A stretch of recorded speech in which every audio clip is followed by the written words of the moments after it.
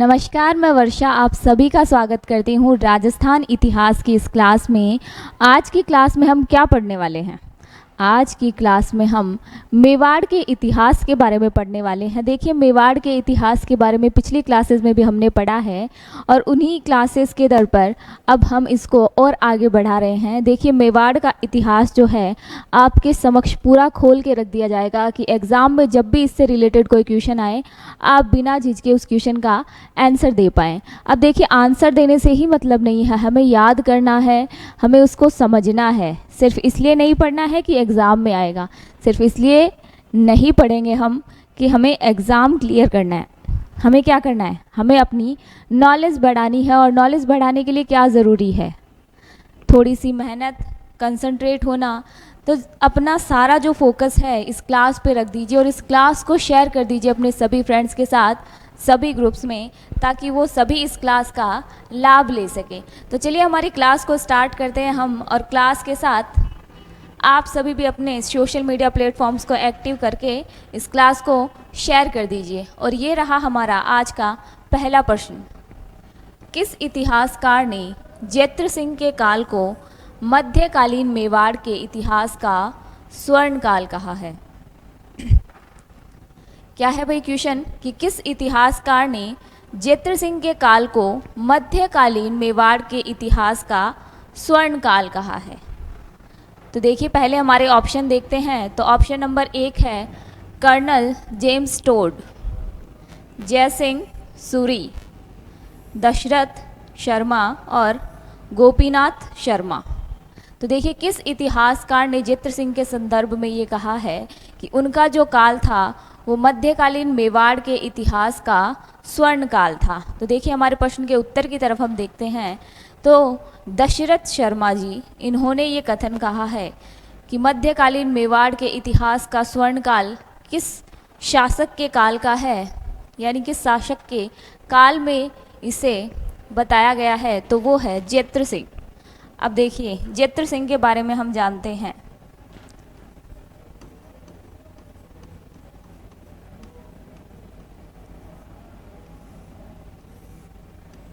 तो देखिए, दशरथ शर्मा जी जो हैं, ये हमारे इतिहासकार, इन्होंने क्या कहा है? इन्होंने इनको मेवाड़ का प्रथम शासक कहा है।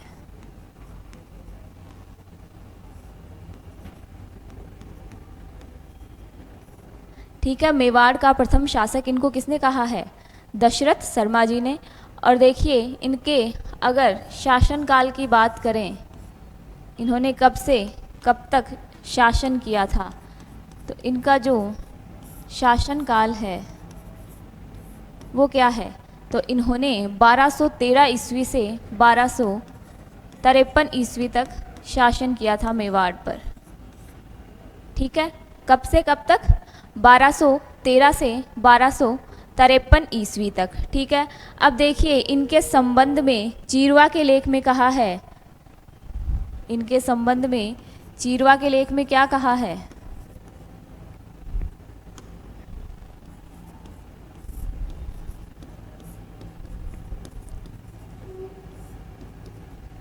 इनके संबंध में चीरवा के लेख में ये कहा गया है कि भाई ये शत्रु राजाओं के लिए प्रलय मारुत के समृद्ध था। क्या थे? शत्रु राजा जो हैं उनके समक्ष ये कैसे थे? प्रलय मारुत के सदृश थे।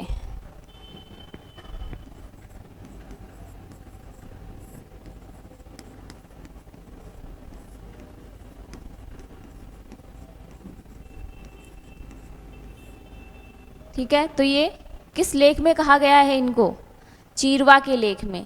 अब देखिए, युद्ध से संबंधित बात करें तो इनके जो युद्ध है जिसमें इन्होंने विजय प्राप्त की थी वो किस में लिखा हुआ है? तो ये हमें जयसिंह सूरी के हमीद मद मर्दन में मिला था कि भाई इनका जो युद्ध है वो किसके साथ हुआ था? तो दिल्ली के जो शासक थे इल्तुतमिश, उनके साथ इनका युद्ध हुआ था, जिसमें विजय किसकी हुई थी? जैत्र सिंह मेवाड़ शासक की। सॉरी,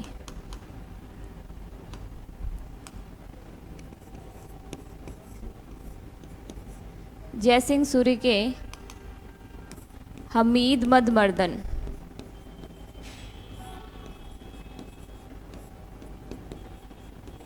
किस युद्ध के बारे में हमें यहाँ से पता चलता है? तो भूताला के युद्ध के बारे में।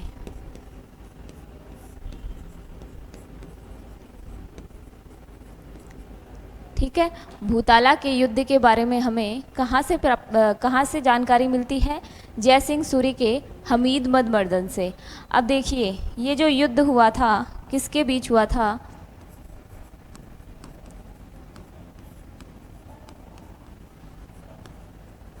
इस युद्ध से जुड़े हुए कुछ फैक्ट्स देखते हैं हम। तो ये हुआ था आपके जेत्र सिंह और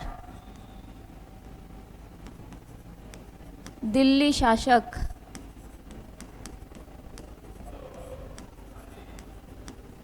इल्तुतमिश के मध्य। ठीक है, अब ये चीज़ आपकी क्लियर हो गई कि भाई ये युद्ध किसके बीच हुआ था? तो किसके बीच हुआ था? जेत्र सिंह और दिल्ली के शासक कौन थे उस समय? इल्तुतमिश। अब देखिए इन्होंने क्यों किया आक्रमण? तो इन्होंने चित्तौड़ पर अपना अस्तित्व जमाने के लिए आक्रमण किया था कि भाई मैं जो है मेवाड़ पर अपना आधिपत्य कर लूँ। अब देखिए ये युद्ध जो हुआ था इसमें विजय किसकी हुई थी? तो इसमें विजय हुई थी जेत्र सिंह की।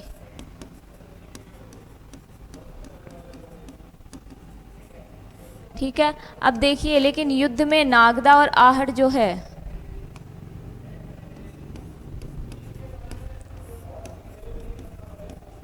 ये क्षतिग्रस्त हो गए थे। जब युद्ध हुआ था तो नागदा और आहट दोनों क्षतिग्रस्त हो गए थे। तो ऐसे में जेत्र सिंह ने अपनी राजधानी किसे बनाया था? जब युद्ध में ये दोनों क्षतिग्रस्त हो गए थे तो इन्होंने अपनी राजधानी किसे बनाया था? ये चीज़ तो मैंने कितनी बार बताई है। इन्होंने चित्तौड़ को अपनी राजधानी बनाया था उस समय।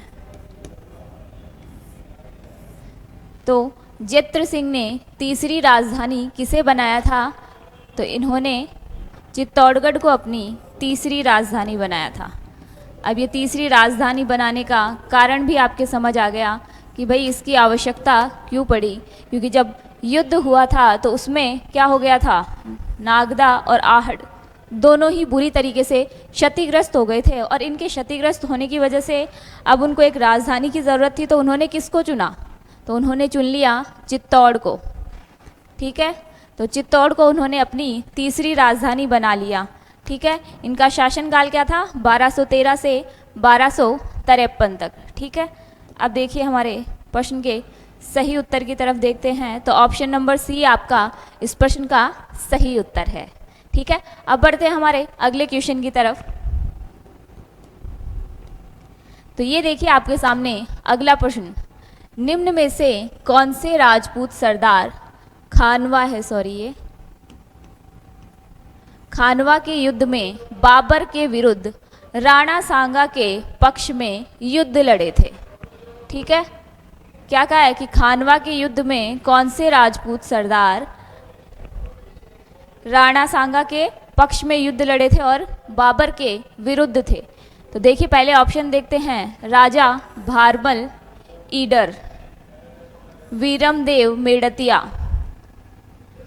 राव बीका और राव लूणकरण। ठीक है, तो ये चारों ऑप्शन दे रखे हैं आपको और इनमें से क्या करना है? हमें एक करेक्ट ऑप्शन चूज़ करना है। और वो क्या है, कैसे चूज़ करेंगे हम? तो पहले हमें क्या देखना पड़ेगा कि भाई राणा सांगा का ये जो खानवा का युद्ध हुआ था इसमें कौन कौन से राणा या महाराणा थे जो किसके साथ थे? महाराणा सांगा के साथ, उनके पक्ष में जिन्होंने युद्ध लड़ा था। तो देखिए मारवाड़ के राव गंगा सिंह और उनके पुत्र कौन थे? मारवाड़ के राव गंगा सिंह और उनके पुत्र। तो देखिए ये सारी चीज़ें हम देख लेते हैं भाई।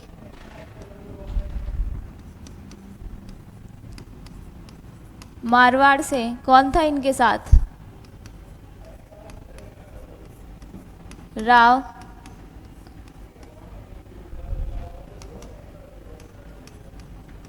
गंगा सिंह व उनके पुत्र। ठीक है, अब देखिए ईडर से कौन थे,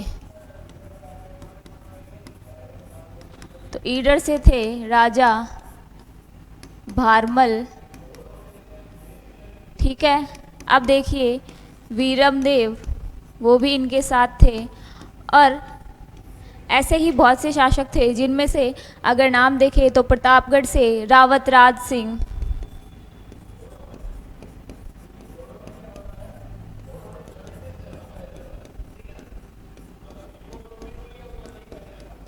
कौन थे प्रतापगढ़ से, जो महाराणा सांगा के पक्ष में थे, तो रावत राज सिंह और महमूद लोदी। ये किसके ब्रदर थे, महमूद लोदी, ये इब्राहिम लोदी के भाई थे। तो ये सभी जो थे ये राणा सांगा के पक्ष में थे और बाबर के विरुद्ध थे। लेकिन ये कौन सी परंपरा के तहत इनका साथ दे रहे थे, कौन सी परंपरा के तहत, तो वो कौन सी परंपरा थी, पाती परवन। इस परंपरा के तहत ये सभी शासक राणा सांगा का साथ दे रहे थे और बाबर के विरुद्ध ये खानवा का युद्ध लड़ रहे थे। ठीक है, अब पाती परवन की परंपरा ये आप याद रखेंगे और इसका आंसर मुझे बताएंगे कि पाती परवन की परंपरा किसे कहते हैं। अब मैंने बता दिया कि इस परंपरा के तहत ये लोग किसका साथ दे रहे थे, महाराणा सांगा का साथ दे रहे थे। लेकिन एक्चुअल में इन्होंने साथ दिया क्यों, ये पाती परवन की परंपरा क्या इनको बाध्य कर रही थी, क्या इनविटेशन था या फिर क्या था, ये सब चीज़ें आप मुझे कमेंट में करके बताएंगे कि ये पाती परवन की परंपरा क्या है। तो देखिए वीरमदेव मेड़तिया और राजा भारमल ने इनका साथ दिया था खानवा के युद्ध में। तो आपके ऑप्शन नंबर 1 और 2 दोनों सही है। तो यहाँ पर देखिए ऑप्शन नंबर ए 1 व 2, तो ये आपके प्रश्न का सही उत्तर है ऑप्शन नंबर 1। तो बढ़ते हैं हमारे अगले क्वेश्चन की तरफ। अब देखिए ये रहा अगला क्वेश्चन। चित्तौड़ के किले में 9 कोठा या नवलखा महल तथा तुलजा भवानी मंदिर का निर्माण किसने करवाया था। किस किस के बारे में पूछा है कि चित्तौड़ में 9 लखा या नवलखा महल और तुलजा भवानी मंदिर का निर्माण किसने करवाया था। तो चलिए पहले हमारे ऑप्शन देखते हैं। राणा कुंभा, बनवीर और राणा मोकल और विक्रमादित्य। ये बनवीर है। ठीक है, तो किसने करवाया था, ऑप्शन देखिए एक बार फिर से। राणा कुंभा, बनवीर, राजा मोकल और विक्रमादित्य। ठीक है, तो देखिए आपके ऑप्शन हमें दिख रहे हैं और आपके इस प्रश्न का जो सही उत्तर है उसके बारे में देखते हैं। तो बनवीर जो है इसका सही उत्तर है। इसी ने चित्तौड़ के किले में 9 लखा या नवलखा महल का निर्माण करवाया था और तुलजा भवानी मंदिर का निर्माण भी किसने करवाया था, बनवीर ने। ठीक है, तो ये आपके इस प्रश्न का सही उत्तर है। अब देखिए इसके बारे में और भी जान लेते हैं। देखिए सबसे पहले तो यही जानते हैं कि भाई बनवीर है कौन, कौन है बनवीर। तो ये देखिए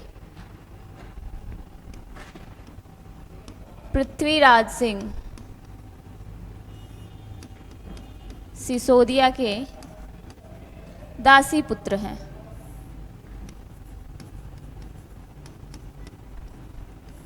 कौन है ये, पृथ्वीराज सिसोदिया के दासी पुत्र हैं। अब देखिए पृथ्वीराज सिसोदिया कौन है, तो पृथ्वीराज सिसोदिया के संदर्भ में आपको पता होना चाहिए कि ये राणा सांगा के भाई हैं।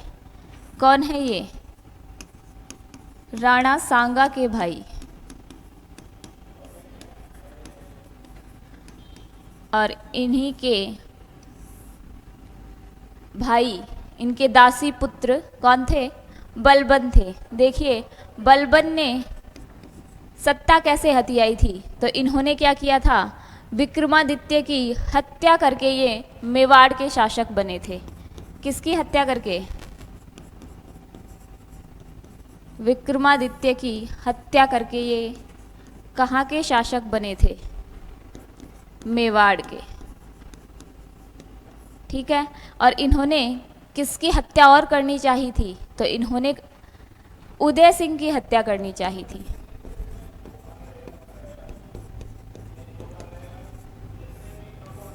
लेकिन उदय सिंह की जान बच गई भाई। अब कैसे बची? तो देखिए, उदय सिंह की जान ऐसे बच गई कि पन्ना धाय जो थी, कौन? पन्ना धाय, इनका नाम तो सबने ही सुना होगा। इन्होंने क्या कर दिया भाई? इन्होंने अपने बेटे की कुर्बानी दे दी। कैसे? कि जब बलबन उदय सिंह को मारने आया था तो पन्ना धाय ने क्या किया? अपने पुत्र चंदन को उदय सिंह की जगह सुला दिया था भाई। तो बलबन ने क्या सोचा भाई? उसने सोचा कि मैंने तो उदय सिंह की हत्या कर दी, लेकिन एक्चुअल में उसने किसकी हत्या की थी? चंदन की। तो पन्ना धाय जो थी वो उदय सिंह की सेवर थी। ठीक है, तो इन्होंने उदय सिंह को बचा लिया था, लेकिन बलबन ने पूरी कोशिश की थी कि वो इसे मार दे या इसकी हत्या कर दे। अब देखिए, राणा मोकल के बारे में जानते हैं।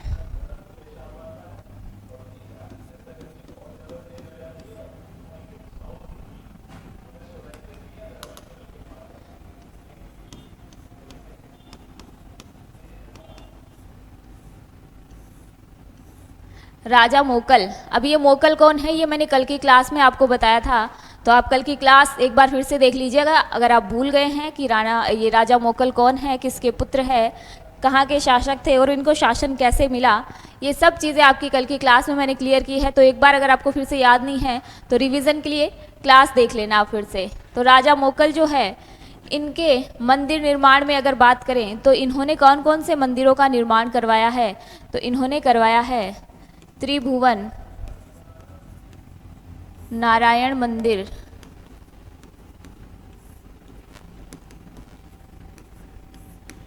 द्वारका मंदिर, और इसके साथ साथ एकलिंग जी का जो मंदिर है, किसका? एकलिंग जी का।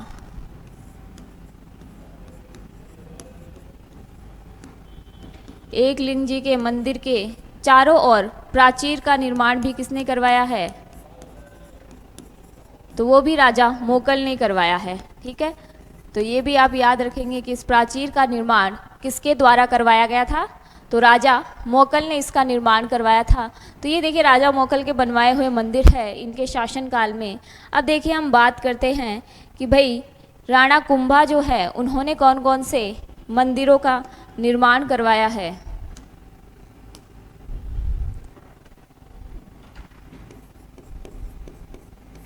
राणा कुंभा, तो इन्होंने कौन कौन से मंदिरों का निर्माण करवाया है इसके बारे में हम देखते हैं। तो सबसे पहले तो देखिए, मैंने कल की क्लास में भी आपको बताया था कीर्ति स्तंभ, विजय स्तंभ।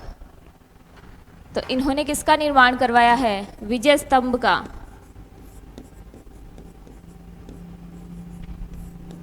इसके साथ साथ वराह मंदिर, इसकी स्थापना भी किसने करवाई है?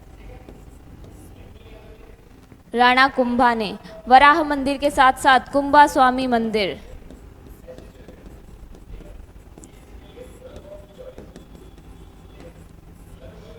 इसका निर्माण भी किसने करवाया है? तो इनका निर्माण किसने करवाया है? महाराणा कुंभा ने करवाया है। और इसके साथ साथ इन्होंने श्रृंगार चवरी जैन मंदिर का भी निर्माण करवाया है। किसका?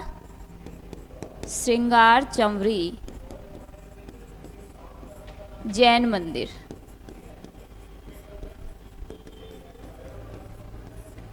ये भी आप याद रखेंगे। तो राणा कुंभा द्वारा बनाए गए या निर्माण करवाए गए ये मंदिर हैं। और ये है राजा मोकल, इनके बारे में आप कल की क्लास देख लेना अगर भूल गए हों। और बनबीर, तो ये कौन थे और इन्होंने क्या करवाया था भाई? नौलखा या नवलखा महल।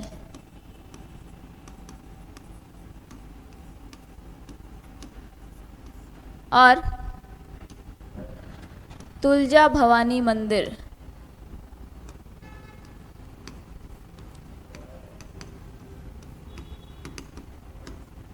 ठीक है, तो ये सारी चीज़ें आप याद रखेंगे। तो अब बढ़ते हैं हमारे प्रश्न की तरफ। तो उसका सही उत्तर मैंने आपको बताया था बनबीर। ठीक है, तो 9 किले का और तुलजा भवानी मंदिर दोनों का ही निर्माण किसने करवाया था? बनबीर ने करवाया था भाई। तो ऑप्शन नंबर बी आपका इस प्रश्न के लिए सही उत्तर है, बनबीर। अब बढ़ते हैं हमारे अगले प्रश्न की तरफ, और ये रहा आपके सामने अगला प्रश्न। अकबर द्वारा भेजे गए शिष्टमंडल में से कौन सा सही सुमेलित नहीं है? क्या बोला गया है? सही सुमेलित नहीं है। तो हमें देखिए सबसे पहले तो इस नहीं पे ध्यान देना पड़ेगा, क्योंकि कई बार देखिए ऑप्शन में आती ऐसी चीज़ें हैं जो होती तो चारों सही है।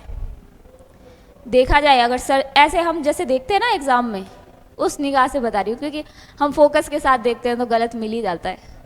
तो देखिए अगर आप देखेंगे इसमें, तो देखिए सबसे पहले हम ऑप्शन देखते हैं, इसके बारे में हम बाद में डिस्कस करेंगे। तो ऑप्शन जो है वो हमारा जलाल खां कोरची, कुंवर मान सिंह। तो देखिए जलाल खां कोरची के बारे में दे रखा है कि ये नवंबर 1973 ईस्वी से संबंधित हैं, और कुंवर मान सिंह का समय क्या दे रखा है? 1577। भगवत दास सितंबर अक्टूबर 1573, टोडरमल दिसंबर 1573। तो देखिए अब ये चारों ही जो हैं ये अकबर के शिष्टमंडल में थे। कहाँ थे ये चारों? अकबर के शिष्टमंडल में थे। अब देखिए अकबर के शिष्टमंडल में होने के साथ साथ इनका नाम क्यों आ रहा है भाई यहाँ पे, और क्यों पूछा जा रहा है हमसे ये क्वेश्चन? तो ये क्वेश्चन पूछने के पीछे जो रीज़न है वो ये है कि ये सभी जो है अकबर ने कहाँ भेजे थे? राणा प्रताप के पास भेजे थे। किस लिए? कि वो उनकी अधीनता को स्वीकार कर ले। तो ये समझाने बुझाने वाले जो मिडमैन होते हैं ना, अपने मिडाइवल पर्सन होते हैं, ये उन्हीं के जैसे थे, जो बिचौलिया समझौता करवाने वाले वो सब। तो ये अकबर के शिष्टमंडल में थे, और इन्होंने क्या किया भाई? राणा प्रताप के सामने गए एक एक करके और उनसे कहा कि आप जो हैं अकबर की अधीनता स्वीकार कर लीजिए। अब अकबर ने बोल तो दिया भाई, अकबर ने भेजा इन सबको टाइम से भाई उनको अपडेट मिल रहा था राणा प्रताप को। तो अकबर ने इनको भेज तो दिया, लेकिन राणा प्रताप ने क्या किया? उन्होंने मना कर दिया भाई इनको साफ साफ कि नहीं साहब, मुझे तो ये ऑफ़र बिल्कुल भी पसंद नहीं आया आपका कि मैं उनकी अधीनता स्वीकार कर लूँ।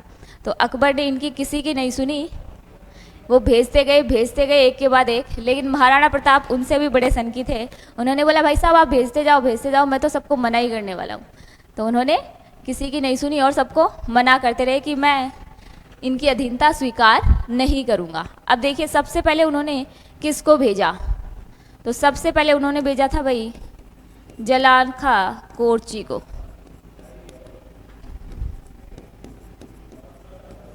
ये कब गए थे? तो जलाल खां कोरची जो है वो गए थे नवंबर 1952 में।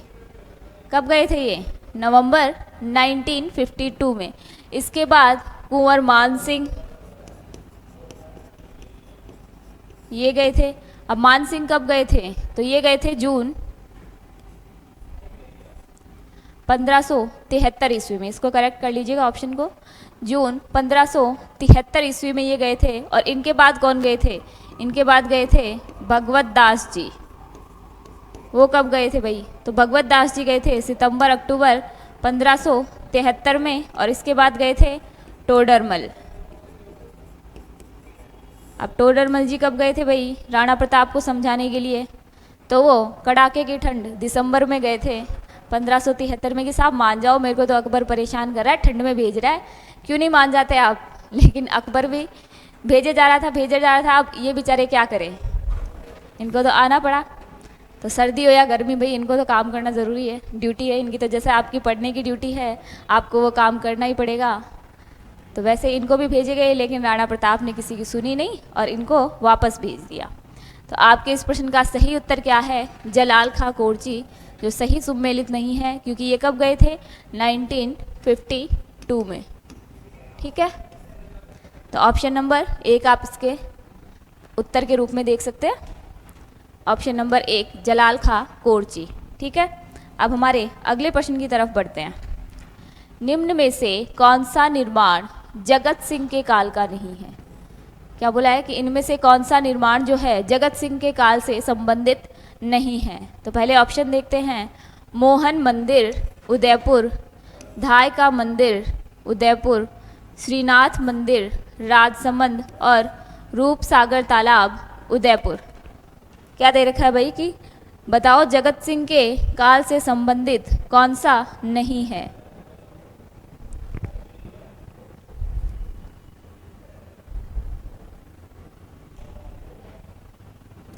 तो देखिए श्रीनाथ मंदिर जो है वो कहाँ पर है?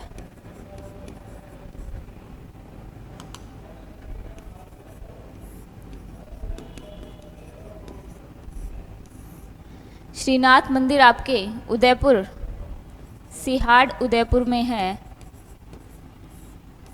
और इसके निर्माण के संदर्भ में देखा जाए तो ये जगत सिंह के काल का नहीं है। अब ये जगत सिंह के काल का नहीं है तो ये किसके काल का है? तो ये है राज सिंह के काल का। किसके काल का? राज सिंह के काल का।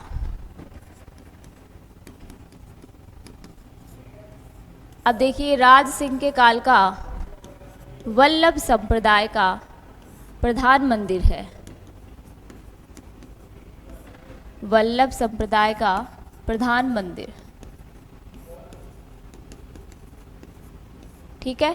तो ये चीज़ आप ध्यान रखेंगे कि ये जगत सिंह के काल से संबंधित नहीं है। तो श्रीनाथ मंदिर राजसमंद, श्रीनाथ मंदिर सिहाड़ राजसमंद में है। कहाँ पर?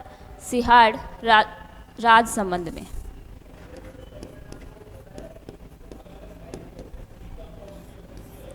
ठीक है, तो ऑप्शन नंबर 3 ये आपके इस प्रश्न का सही उत्तर है। अब देखिए धाय का मंदिर ये किसने निर्मित करवाया था? तो उदयपुर में धाय का मंदिर जगत सिंह की धाय नोजूबाई द्वारा बनवाया गया है।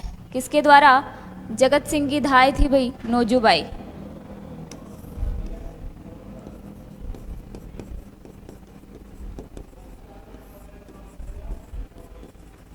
ये भी आप याद रख लेंगे कि भाई ये निर्माण जो है वो किसने करवाया था? तो जगत सिंह की धाय नोजूबाई ने इसका निर्माण करवाया था। और आपके इस क्वेश्चन का सही आंसर क्या है? ऑप्शन नंबर सी श्रीनाथ का मंदिर राजसमंद। अब बढ़ते हैं हमारे अगले प्रश्न की तरफ। और ये रहा हमारा अगला प्रश्न। अगले प्रश्न को पढ़ेंगे लेकिन उससे पहले आप क्लास को लाइक करेंगे, चैनल को सब्सक्राइब करेंगे और इस प्रश्न का उत्तर भी आप मुझे कमेंट करेंगे, क्योंकि क्लास में आप एक्टिव हैं या नहीं ये सब मुझे कैसे पता चलेगा भाई। तो बादशाह ने मेवाड़ के किले को आपस के समझौते से अधीन किया, न कि बल से। ये एक कथन है कि बादशाह जो है उन्होंने मेवाड़ के किले को आपस के समझौते से अधीन किया है, ना कि बल से या शक्ति से। ये कथन जो है वो किसका है? तो ये कथन किसका है हम देखते हैं। ऑप्शन दे रखे हमारे जेम्स टोड, अबुल फजल, दशरथ शर्मा और सर टॉमस रो। तो ये कथन किसने कहा है और किसके लिए कहा है, ये सारी चीज़ें हम देखेंगे। तो पहले इस प्रश्न का सही उत्तर देखते हैं। तो इस प्रश्न का जो सही उत्तर है वो है सर टॉमस रो। अब देखिए इनके बारे में जानते हैं।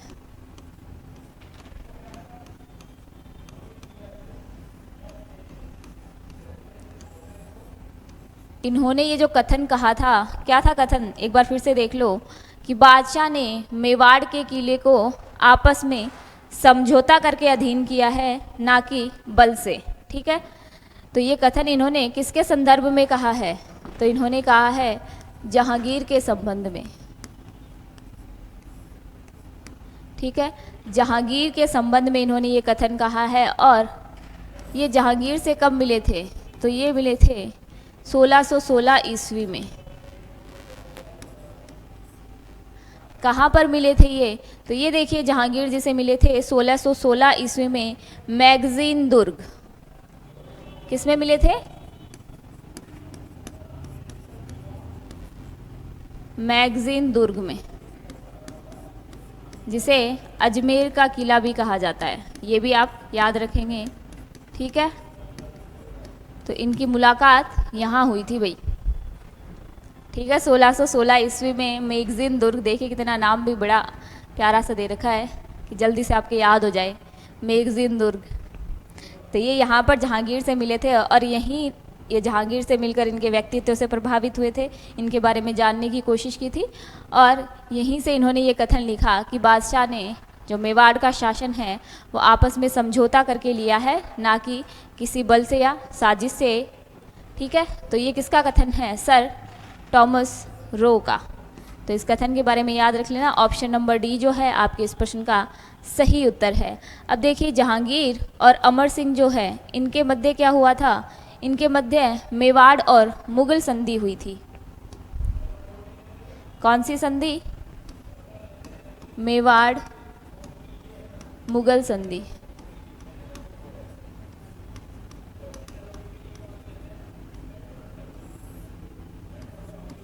किनके मध्य हुई थी? अभी अभी बोला है मैंने, और उसका भी ना आप कमेंट नहीं करके बता सकते कि भाई किसके मध्य हुई थी। तो जहांगीर और अमर सिंह के मध्य।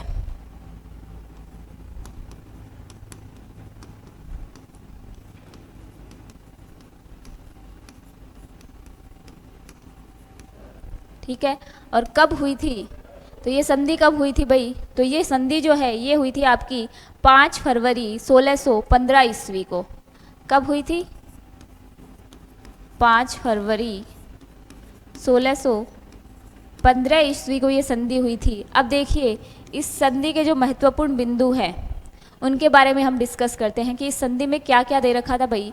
ये संधि के महत्वपूर्ण पॉइंट्स जो हैं वो आप भी नोट कर लीजिएगा। मेवाड़ और मुगल संधि, तो इसमें दे रखा था कि मेवाड़ का महाराणा जो है, कौन?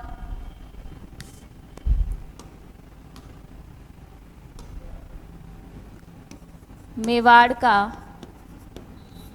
महाराणा वो बादशाह के दरबार में नहीं आएगा भाई। पहली चीज़ तो इन्होंने ये रखी थी, तो इसकी शर्तें थी बादशाह के दरबार में उपस्थित नहीं होगा। अब अगर ये उपस्थित नहीं होगा तो इसकी जगह कौन होगा भाई? क्योंकि संधियाँ अगर कर रहे हैं या फिर किसी भी तरीके की वार्ता हो रही है तो वो किसके बीच होती है? दोनों शासकों के बीच होती है। और इस संधि में क्या दे दिया भाई कि मेवाड़ का जो महाराणा है वो बादशाह के दरबार में उपस्थित नहीं होगा। तो अब महाराणा के ज्येष्ठ पुत्र जो हैं वो इनकी जगह उपस्थित हो सकते हैं। कौन? महाराणा के ज्येष्ठ पुत्र। ठीक है, अब देखिए तीसरी जो शर्त थी वो ये थी कि भाई जो महाराणा है उनको मुगलों से शादी के संबंध में बाध्य नहीं किया जाएगा। क्या था? कि महाराणा जो है उनको मुगलों से शादी के लिए बाध्य नहीं किया जाएगा। शर्तें रख देते ना भाई कि तू मेरी बहन से शादी करेगा तो ये शासन तेरा हो जाएगा। तो उन्होंने साफ साफ बोल दिया कि महाराणा को मुगलों से शादी के लिए बाध्य नहीं किया जाएगा।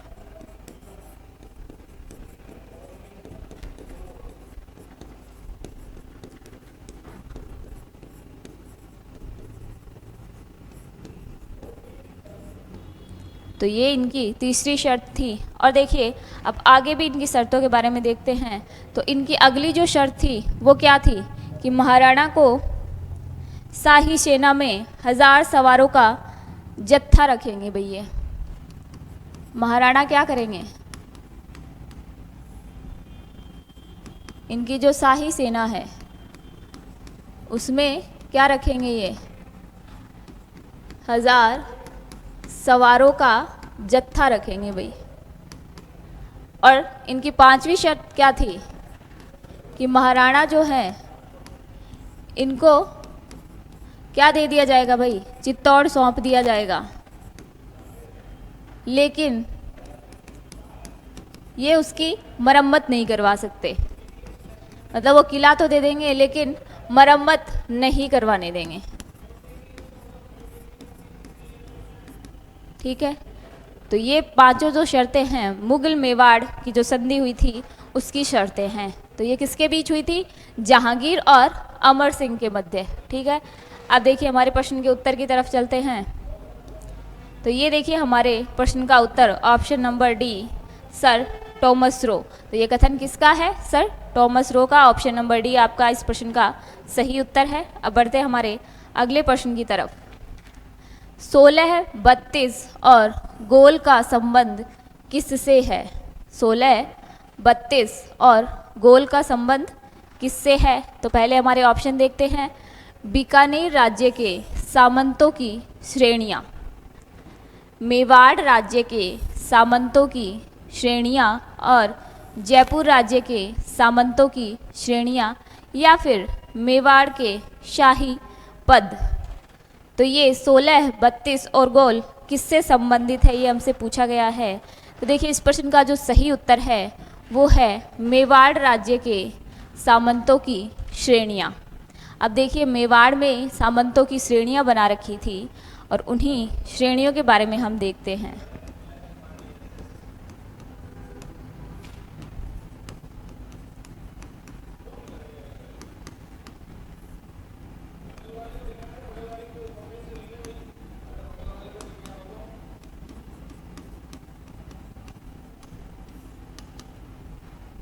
तो इनकी जो प्रथम श्रेणी थी उसमें कितने सामंत थे?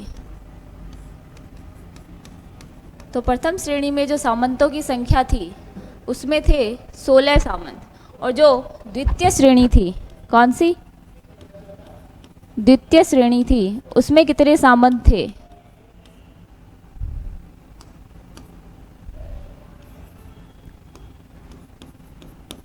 तो द्वितीय श्रेणी में इनके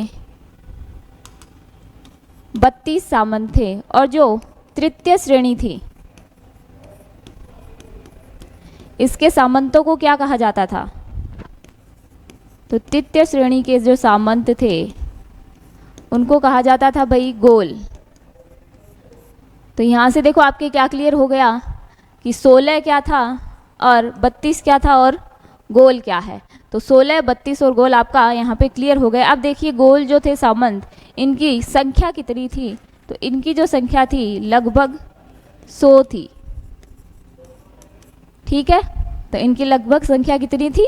100 थी। तो आपको पता चल गया भाई 16, 32 और गोल का संबंध किससे है? तो ये है मेवाड़ राज्य के सामंतों की श्रेणियों से। ठीक है, तो ऑप्शन नंबर बी जो है आपका इस प्रश्न का सही उत्तर है। अब बढ़ते हैं हमारे अगले प्रश्न की तरफ। तो चावंड चित्रकला शैली का स्वर्णकाल क्या पूछा गया है? चावंड चित्रकला शैली का स्वर्णकाल किस राजा के समय पर था? तो देखिए पहले ऑप्शन देखते हैं। महाराणा प्रताप, अमर सिंह प्रथम, जगत सिंह प्रथम और राज सिंह। तो आपके इस प्रश्न का जो सही उत्तर है वो क्या है? तो हमारे इस प्रश्न का सही उत्तर है अमर सिंह प्रथम। अब देखिए अमर सिंह प्रथम ये चावंड चित्रकला, कौन सी चावंड चित्रकला शैली के स्वर्णकाल से संबंधित हैं अमर सिंह प्रथम। अब देखिए लेकिन चावंड चित्रकला जो थी इसकी शुरुआत कब हो गई थी? तो इसकी शुरुआत जो है वो महाराणा प्रताप के समय ही हो गई थी। ठीक है, तो चावंड ने प्रताप को, चावंड जो है ये एक जगह का नाम है।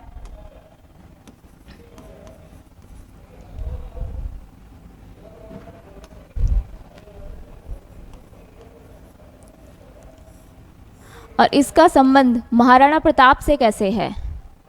तो देखिए चावंड जो है इसको महाराणा प्रताप ने अपनी आपातकालीन राजधानी बना रखा था। क्या बना रखा था? आपातकालीन राजधानी। किसने बना रखा था? महाराणा प्रताप ने इसको अपनी आपातकालीन राजधानी बना रखा था। और चावंड चित्रकला श्रेणी की शुरुआत भी किसके समय हुई थी?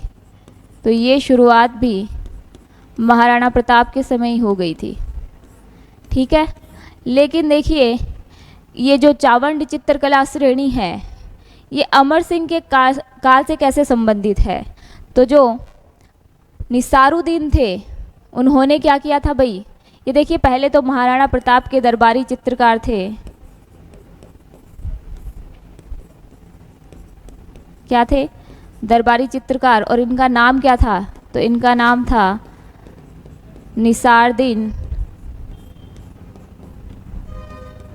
निसारुद्दीन या निसारदी। तो जिस नाम से भी आपको मिल जाए समझ लेना भाई कि अकबर के दरबारी चित्रकारों में से थे, जिन्होंने अमर सिंह के काल के समय एक चित्र बनाया था जिसका नाम था रागमाला।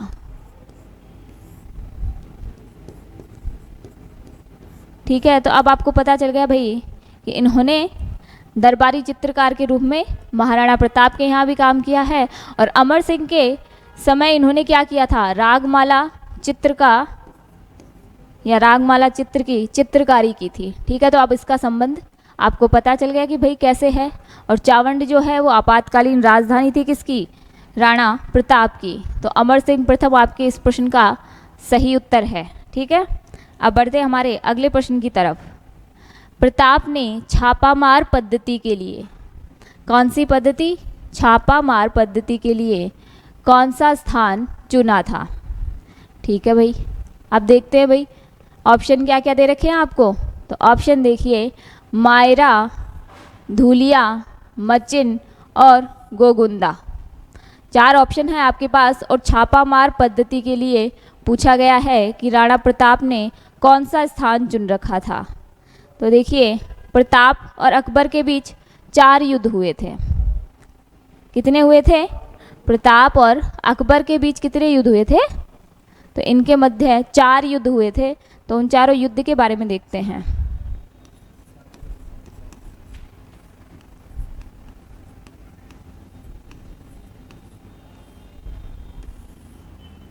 तो जो सबसे पहला युद्ध था वो था हल्दी घाटी का युद्ध।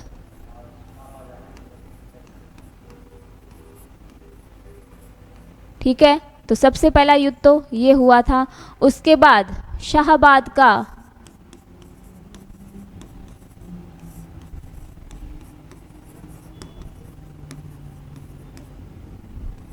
कुंभलगढ़ अभियान।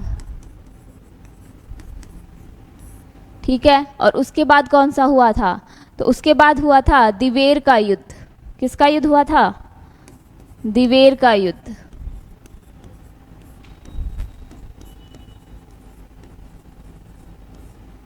और जो चौथा है वो कौन सा है?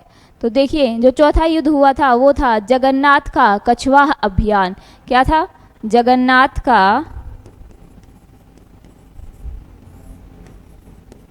कछवा अभियान।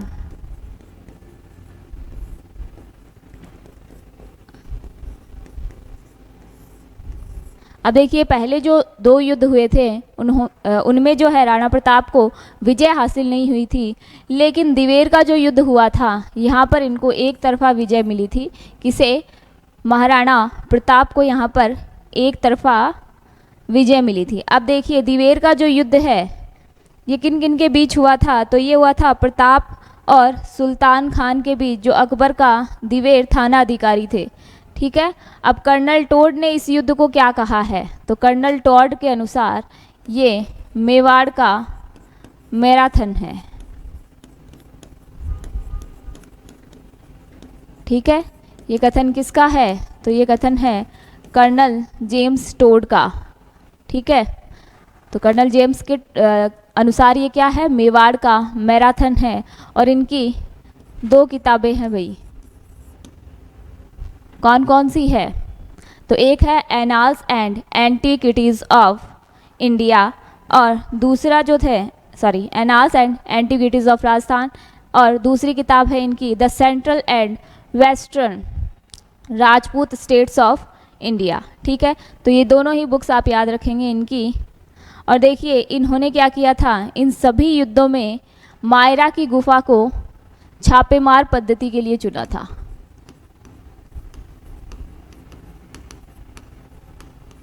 मायरा की गुफा को। ठीक है, तो किसने चुना था भाई? इसका संबंध किससे है? तो राणा प्रताप से। मायरा आपका पहला ऑप्शन इस प्रश्न का सही उत्तर है। अब बढ़ते हैं हमारे अगले प्रश्न की तरफ, और हमारा अगला प्रश्न ये रहा आपके सामने। लेकिन अगले प्रश्न से पहले आप सभी इस क्लास को लाइक कर दीजिए, शेयर कर दीजिए और चैनल को सब्सक्राइब कर लीजिए ताकि नेक्स्ट क्लास जब भी हो आपके पास उसका नोटिफिकेशन आ सके। तो चलिए अगला प्रश्न भी पढ़ लेते हैं भाई कि अगले प्रश्न में क्या पूछा गया है मेवाड़ के संदर्भ में। तो बालक व मदन किसके सेनापति थे? क्या पूछा गया है? बालक और मदन किसके सेनापति थे? तो पहले ऑप्शन देखते हैं, उदय सिंह, विक्रमादित्य, रतन सिंह और जेत्र सिंह। अब देखिए आपके पास चारों ऑप्शन हैं और इसमें पूछा गया भाई कि किसने ये किसके दरबार में जो है सेनापति थे। ठीक है, तो हम देखते हैं भाई इसका उत्तर। अब इसका उत्तर क्या है? जेत्र सिंह। तो देखिए जेत्र सिंह जो हैं उन्हीं के ये सेनापति थे।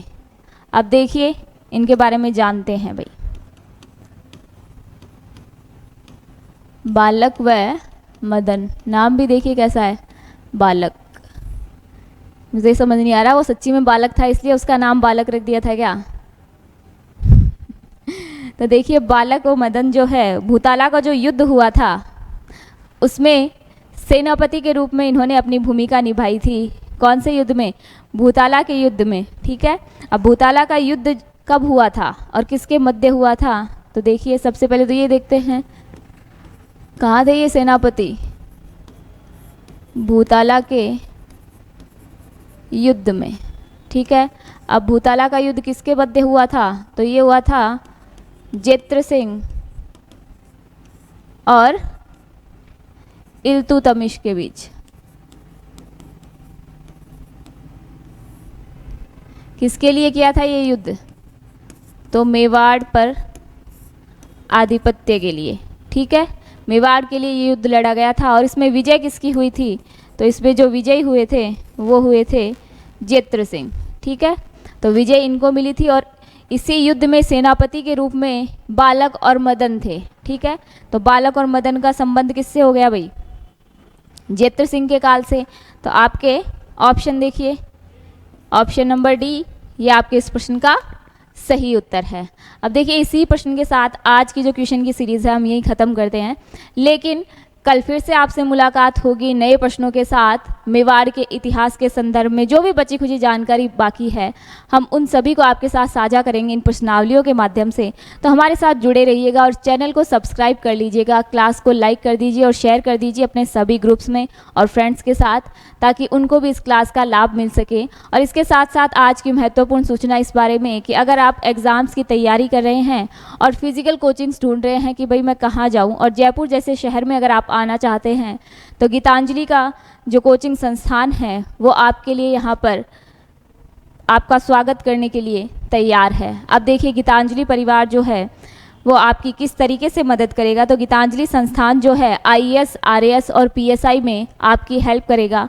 लेकिन अगर आप किसी और की तैयारी कर रहे हैं, जैसे आप लाइब्रेरियन की तैयारी कर रहे हैं, तो गीतांजलि की जो सब ब्रांच है विद्यांजलि, वहाँ पर आपको लाइब्रेरियन का कोर्स अवेलेबल हो जाएगा। इससे पहले अगर आप देखना चाहते हैं कि फैकल्टी क्या है, क्लासेस कैसी है, तो उसके लिए आप ऐप डाउनलोड कर लीजिए जहाँ पर फ्री डेमो क्लासेस आपके लिए प्रोवाइड करवाई गई हैं।